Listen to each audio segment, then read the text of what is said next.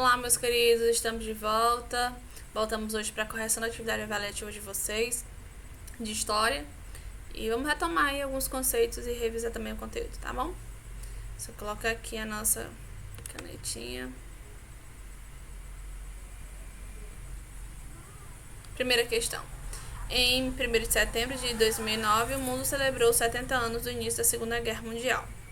Fato desencadeado a partir da ocupação da Polônia para a Alemanha em 1939. Este conflito teve entre seus principais fatos o que se afirma em item A. A resistência alemã no início do conflito foi fruto da sua principal tática defensiva militar, a Guerra Relâmpago, que impediu o avanço das forças aliadas em seu território. Item incorreto. Por quê? Porque a tática da Guerra Relâmpago, ela não era uma tática defensiva, né? Ela era a tática utilizada para ataques a ambos os lados, tanto o lado da França como o lado da Rússia. Então, item B. Com os insucessos na frente ocidental, entre a derrota alemã para a Bélgica, Holanda e França, Hitler voltou sua atenção para a frente oriental. Também item incorreto. Ele não tem sucesso na frente ocidental. Ele tem sucesso nessa frente ocidental. Aliada à Alemanha, a Itália de Mussolini declarou guerra à Inglaterra e à França em junho de 1940, sendo derrotada em todas as suas investidas em solo franco-britânico e africano. Não, eles não só venceram, dominaram a região, dominaram a França, por exemplo. A França inclusive tinha um governo colaboracionista que facilitou também o domínio de Hitler na França. Entender? Com a declaração da guerra feita pela Inglaterra e pela França à Alemanha, o conflito foi se expandindo com a entrada de outros países de ambos os lados, verificando-se assim uma alteração nas relações de força. A guerra inicialmente europeia acabou estendendo-se à Ásia e à África, tendo também a participação de países da América e da Oceania. Item correto. Segunda questão. Na madrugada do dia 1º de setembro de 1939, as forças armadas alemãs transpuseram a extensa fronteira comum e invadiram as planícies polonesas com seus tanques. Não houve declaração de guerra. Um incidente forjado na fronteira serviu como pretexto para ato agressivo. O século XX, o tempo das crises, revoluções fascistas e guerra de janeiro, livre, né? Então, a invasão polonesa deu início ao conflito armado mais sangrento da história da humanidade. O estopim da guerra teve como protagonista, a questão aqui foi dada para vocês, uma questão presente, essa questão que eu chamo de questão presente. Então, quem é que teve protagonismo nesse estopim da guerra? A Alemanha, né, com a invasão da Polônia. Então, sem sombra de dúvida aí. Terceira questão, a questão do presidente Eurico Gaspar Dutra foi marcada pela adoção de medidas que visavam a modernização das instituições político-administrativas. Entre essas mudanças, pode ser destacada a aprovação de uma nova Constituição, que, embora seguisse os princípios liberais e democráticos, mantinha a proibição do direito ao voto às mulheres. Definitivamente não. Essa Constituição, ela retirava algumas restrições do voto feminino, né? Constituição de 1946. Item incorreto. A aproximação da União Soviética, em função do enorme prestígio dos parlamentos ligados ao PCB. Gente, na verdade, nessa questão de Guerra Fria, o Brasil ele vai fazer aliança com os Estados Unidos, com o bloco capitalista, e não com a União Soviética. A extinção do corporativismo com a regulamentação centrais sindicais livres e tutela do Estado. A extinção do corporativismo com a regulamentação de centrais livres da tutela. Não, eles não estão livres. O Estado vai continuar no pé aí das organizações, das reuniões sindicais, controle sindical. A implantação de um plano de meta era o plano SALT, que visava atender as necessidades de industrialização e do abastecimento de doméstico. Isso mesmo, item correto. O projeto econômico de Eurico Gaspar Dutra é o plano SALT. Plano SALT de alimentação, transporte e energia. Quarta questão. Durante o governo Dutra foi assinado o Tratado Interamericano de Assistência Recíproca com os Estados Unidos, alinhando o Brasil ao bloco liderado por este país, levando ao extremo esse alinhamento presidente brasileiro. Então, a gente vai só relembrando o que eu disse na questão anterior, do posicionamento do Brasil, do alinhamento do Brasil com o bloco capitalista com os Estados Unidos. Então, item A, instalou a Assembleia Constituinte, aprovou a Constituição de cunho liberal democrático. Não, né? A Constituição tinha, sim, algumas características ainda de controle na população e político. Adotou uma política externa independente. Condecorou o ministro cubano Che Guevara, também não. Colocou fora da lei o PCB e cassou mandatos parlamentares comunistas, isso mesmo, colocou o Partido Comunista na ilegalidade. Então, como uma forma de colocar a aliança dos Estados Unidos num patamar de grande importância e demonstrar a importância que se dava a essa aliança, colocou o Partido Comunista na ilegalidade. Reatou as relações diplomáticas com a União Soviética? Definitivamente não, muito pelo contrário. Quinta questão, acerca do governo de Eurico Gaspar Dutra, é correto afirmar que, item A, se serviu da Constituição de 1937, base legal da República Populista, para colocar na ilegalidade o PCB? Não era essa Constituição que serviu, né? A Constituição que atendia o Eurico Gaspar Dutra era a Constituição de 1946. Se elegeu pelo PTB, mas também contava com o apoio do PSD, daniando a condição das políticas administrativas. Então, ele adota aí um caráter muito mais independente de outros partidos e também com o apoio aí dos Estados Unidos, com o poder dos Estados Unidos, com a influência dos Estados Unidos nas suas decisões. Era o que muito mais contava no governo de Eurico Gaspar Dutra. Sua política econômica foi liberal em primeira fase e ganhou um caráter intervencionista na segunda, nos seus últimos anos. Isso mesmo, correto. Reformulou as leis trabalhistas visando desconstruir a estrutura corporativista demandada por Vargas. Não tem relação com essas leis trabalhistas e desconstruir, na verdade, essas leis trabalhistas. Sexta questão. A democracia brasileira instaurada no Brasil em 1946, após a promulgação da Constituição, foi ameaçada pelo presidente Dutra em razão da sua ação política. Vamos lá, o que foi que Dutra fez? Perseguiu os integralistas? Não, os integralistas no período de Getúlio Vargas, né? E tornou sua agremiação ilegal por serem opositores do governo, que ele coloca na ilegalidade o Partido Comunista. Se aliou à União Soviética, ele não faz essa aliança com a União Soviética, muito pelo contrário. Ele desenvolveu uma política econômica planificada, provocando a insatisfação das multinacionais. Ele faz o jogo de boa relação com as multinacionais, não de desacordo. Colocou o Partido Comunista Brasileiro na ilegalidade, caçando os parlamentares eleitos pela sigla. Corretíssimo. Vamos lá. A questão agora sobre a crise de 1929. Crise de Nova York, né? A crise de 1929 constituiu, acima de tudo, uma queda generalizada da produção em quase todo o mundo industrializado, com exceção da União das Repúblicas Socialistas Soviéticas e do Japão.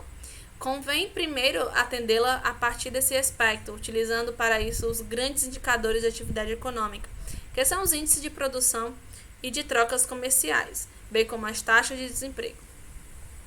A grande crise do capitalismo na década de 20 e 30 repercutiu diretamente no Brasil, impactando na exportação do principal produto da época, que era o café. Outra questão aí que eu deixei para vocês brincarem, né? E questão aí, mamão com açúcar, mastigar geleia, é fazer essa questão. Então, em 1929, o principal produto da economia brasileira tinha como sustentação aí o café, a produção do café. O principal país comprador de café era os Estados Unidos. Então, com a crise, Estados Unidos como o epicentro dessa crise, para de comprar o café e o café brasileiro fica aqui empacado. E se repensa com a chegada de Getúlio Vargas em 1930, se repensa em uma forma do Brasil não depender basicamente do café, também diversificar a base econômica como a industrialização. Então, na década de 20 e 30 é o café. Oitava questão. Os regimes totalitários que polarizaram a política europeia num período entre guerras apresentavam muitos aspectos comuns, porém conservando suas particularidades. Assinale os aspectos que caracterizam o nazismo.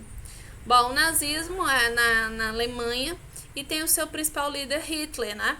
E adotava o antissemitismo, que basicamente era na perseguição que era feita aí com os judeus, ocasionando lá na Alemanha nazista o Holocausto, né? Os campos de concentração, em que resultou, né, na morte de 6 milhões de judeus. Então, o antissemitismo teve esse resultado para a humanidade, essa catástrofe. Nona questão. O sucesso da política econômica de Kubitschek foi o resultado direto do sucesso no sentido de manter a estabilidade política. O segredo residia na marcante habilidade de Kubitschek em encontrar alguma coisa para cada um enquanto evitava qualquer conflito direto com seus inimigos. Este estilo político não envolvia mudanças fundamentais, pelo contrário, Kubitschek utilizava-se do próprio sistema a fim de ganhar apoio. A política referida no contexto é o plano cruzado, não é o plano utilizado por Juscelino Kubitschek, o SALT também não, o SALT Eurico Gaspar Dutra, plano de reformas de base, que tinha por prioridade de redistribuição de renda, não, esse plano aqui, reforma de base, é de João Goulart, a gente vai falar depois. Ele era o plano de metas, que consagrava a política nacional desenvolvimentista. Então, economicamente, visando o desenvolvimento econômico, tem um plano de meta que consagrava a política nacional desenvolvimentista.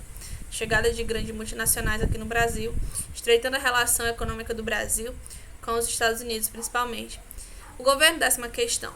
O governo de Juscelino Kubitschek foi marcado pela ideologia de desenvolvimento e pelo processo de substituição de importações.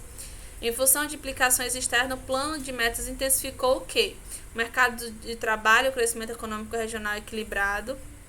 Não é equilibrado, na verdade, uma grande desigualdade social persiste no Brasil, também no governo de Juscelino Kubitschek. A interiorização e o progresso de medidas contra o êxodo do campo. Combate à inflação e à desestatização da economia, a internacionalização e a dependência da economia brasileira. Então, o item correto, o item preciso, o item certeiro é basicamente isso. A internacionalização, quando as multinacionais vêm para o Brasil, se instalam na região do ABC Paulista, da farmacêutica, ligada também aos eletrodomésticos, enfim, e automobilístico. Então, essa internacionalização, essa relação do Juscelino Kubitschek com a abertura econômica e a dependência da economia brasileira, né, com os empréstimos que Juscelino Kubitschek vai fazer aí aos Estados Unidos, a dependência de mais de 3 bilhões e a dívida que vai ficar aí para os outros presidentes. 11ª. Juscelino Kubitschek elegeu-se como uma proposta de industrialização acelerada, a qual esteve presente no slogan na campanha 50 anos em 5 e posteriormente no programa de metas do seu governo. Esta política populista de crescimento acelerado da economia que o governo de Juscelino Kubitschek procurou promover foi graças ao quê? Ao estímulo do investimento externo, a implantação de multinacional no Brasil e a obtenção do empréstimo interior. Perfeito, questão perfeita. Também a explicação dessa questão dei agora há pouco, né? Então, estímulo ao investimento externo, a implantação das multinacionais aqui no Brasil e os empréstimos que foram concedidos ao Brasil. O incentivo aos empréstimos privados, então todos os outros itens incorretos. Então, incentivo ao investimento privado nacional em infraestrutura como energia, estradas siderúrgicas,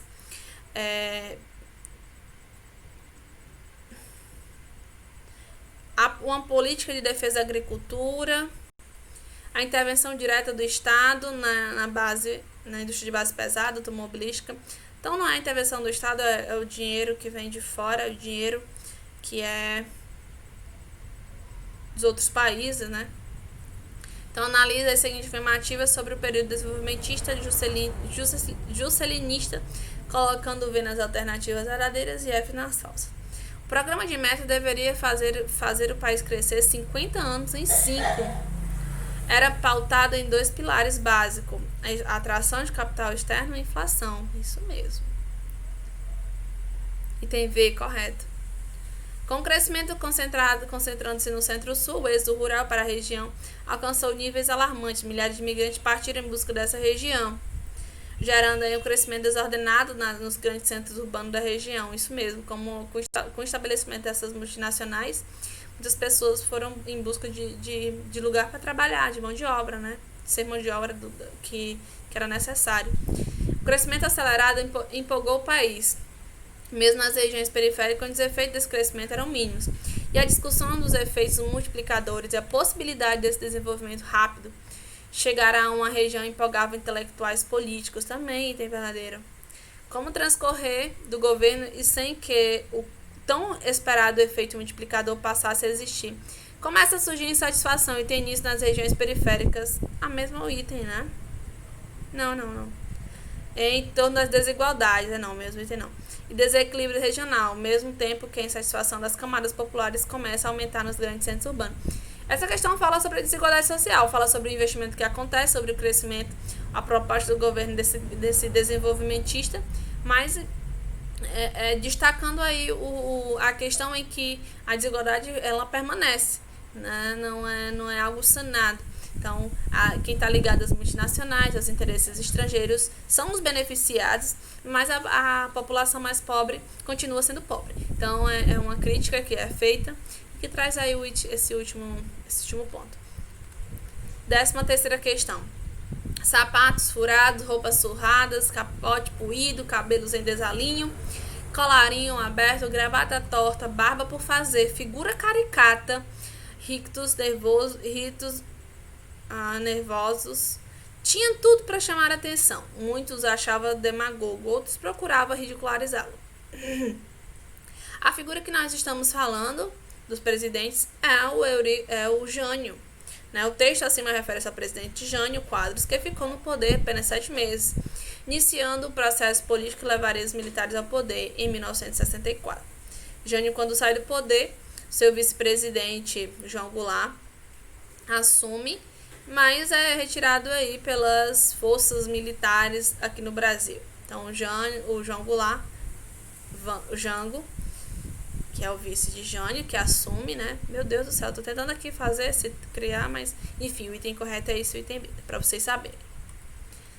14ª questão. Jânio Quadros venceu as eleições de outubro de 1960 com 48% dos votos. Atente para as afirmações a respeito de alguns dos seus atos como presidente. Algumas atitudes aí do governo dele, como ocupou de temas de menor importância, como a proibição de brigas de galo, lança perfume e uso de biquíni nas praias. Correto, viu? Ele realmente atendeu tomou essas decisões aí. No âmbito político, combinou iniciativas simpáticas à esquerda, como a condecoração do Che Guevara, com as medidas agradáveis aos conservadores. Inicialmente, ele toma medidas que faz com que a ala mais conservadora, que foi quem colocou ele no poder, fique insatisfeito, mas também em seguida ele vai condecorar Che Guevara, que vai ser aí um ponto de grande desentendimento do próprio Jânio com a ala conservadora, liberal aí do Brasil. Criou conflitos em relação à sua política externa ao declarar uma vaga simpatia pelo regime Fidel Castro e ao condecorar Che Guevara. Isso mesmo, acabei de falar. Então, o item correto, o item A. 1, 2, 3. Essa questão também é outra questão, presentinho pra vocês aí, questão aí de mastigar geleia, né? Facinho. Que eu também lembrei os senhores nas nossas aulas. Varre, vassourinha. Era a introdução do jingle da campanha presidencial de Jânio Quadros. Um compromisso público no sentido de varrer do país. O quê? As corridas noturnas de cavalo, não. O objetivo dele era varrer a corrupção do Brasil. Certo? Então, sobre isso, que era aí um símbolo da sua campanha eleitoral, inclusive, né? Meus queridos, a gente encerra por aqui. Espero que vocês tenham gostado, espero que tenham acertado muitas questões aí na prova de vocês, tá bom? E a gente se encontra no Meet com pontos, bonificações aí para todo mundo que participa dessas aulas, tá bom? Então, até lá, gente.